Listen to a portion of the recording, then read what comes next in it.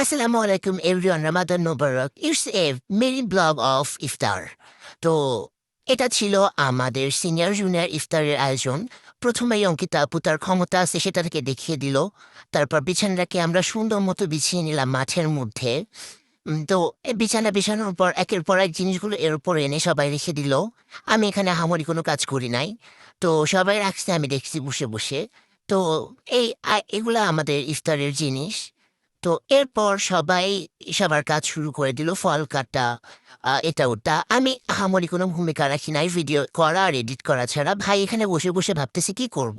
আপু এখানে কাজ করছে, আমি বৃথা কিছু চেষ্টা করতেছিলাম। আমি আহামরি কিছু পারি না। তো তারপর এখানে ভাইও অপেক্ষা করতেছে কজ ও একটু সিক ছিল। আমি এখানে বৃথা চেষ্টা করতেছিলাম পেয়ারা কাটার। অনেক শক্তি প্রয়োগ করে আমি মানে কাটার চেষ্টা করছি। আমি যে ভাই পারি তা একটু প্রমাণ দেখাচ্ছিলাম সবাইকে। তো রিয়াদ এটা নিতে পারে নাই, যার জন্য ও নিজের মতো করে নিল। ভাই তোর দ্বারা কিচ্ছু হবে না বলে দিছে আমারে।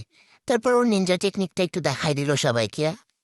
কলা কাটার পরে শরবতটা করলো সবাই। একের পর এক সব ইনগ্রিডিয়েন্টসের মধ্যে অ্যাড করতে থাকলো। আপু শেষে যে চামচ দিয়ে গুলিয়ে দিল এবং সৌদি বাপ এখানে কাজ করতেই আসছে। তো তারপর দেখো তোমার তরমুজটা একটু দেখে নাও, এটা কিন্তু অনেক লাল। তারপর ইফতারগুলো কি সুন্দর মতো ছেলেরা ডিস্ট্রিবিউট করতে থাকলো। ওকে, সবাই কাজ করছে আর আমি ভিডিও করতেছি। যাই হোক, সবাই কাজ করতেছে, সবার কাজ দেখতে এমনিও ভালো লাগে।